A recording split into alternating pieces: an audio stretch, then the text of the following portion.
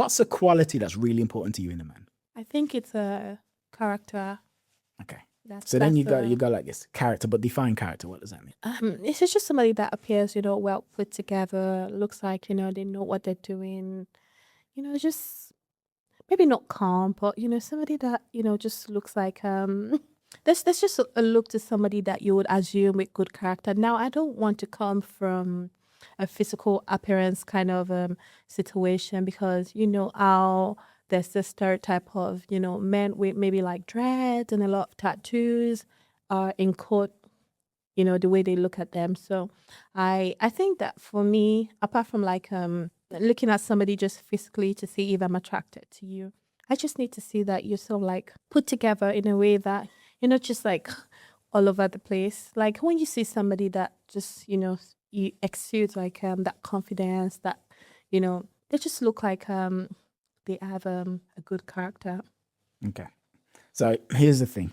I feel like when you say character, that's like an umbrella term for a lot of different qualities that you're finding hard to bring up in the moment, which makes sense because I've just put you on the spot. But my basic point is this. So like you'd figure out like, okay, so what are these things that I'm describing as character, right? So it's like, oh, he's got good teeth. Okay, great. And then you just like list it all down, right? And like he dresses well. Okay, so what does it mean that he dresses well? This, and this. Okay.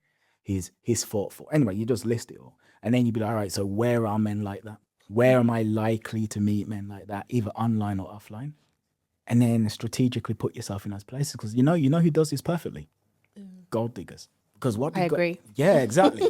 Exactly. Oh yeah, because you see all the stuff about if you want to meet rich men, then they give you a list of places that you Exactly. Oh, I haven't even really thought about that It's the because same thing. I'm just I feel like I'm just waiting for things to You happen got to naturally, and you grab it. need to You gotta grab it by the balls. Yeah, I agree. Or I gotta grab him agree. by the balls even. Maybe this conversation was good because then maybe I won't Oh be shit, is too. this free therapy? Oh yeah. Free therapy. I agree because that maybe I won't be too anxious to put myself out there because to be fair, I feel like men with good character are all over the place.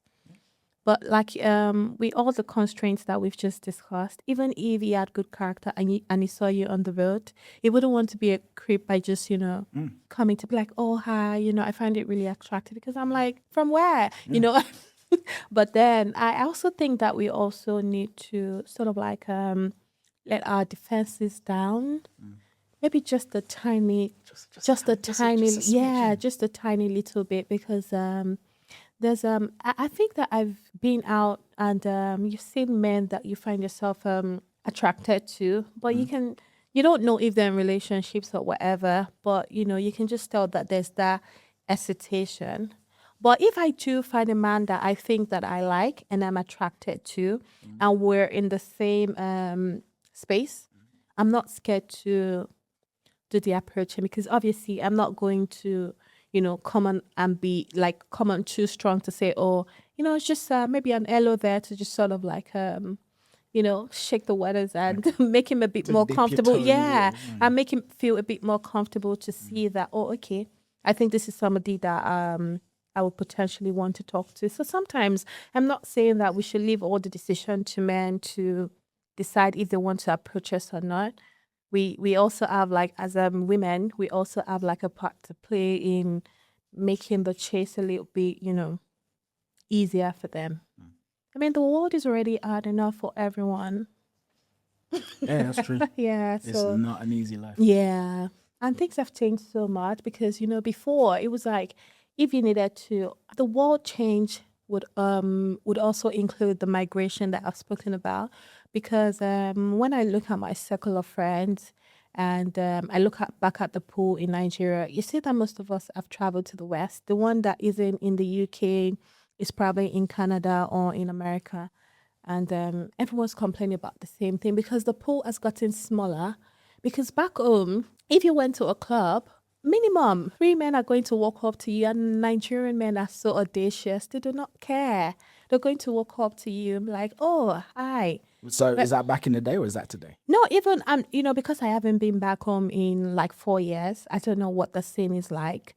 Well, I promise you that when I was back home and I went out with my friends, you would see one man approach you. It doesn't matter.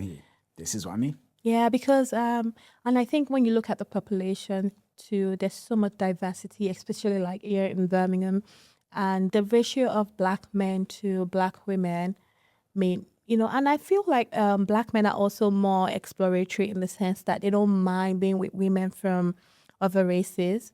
So the pool is How does that? really How do you feel small. about that?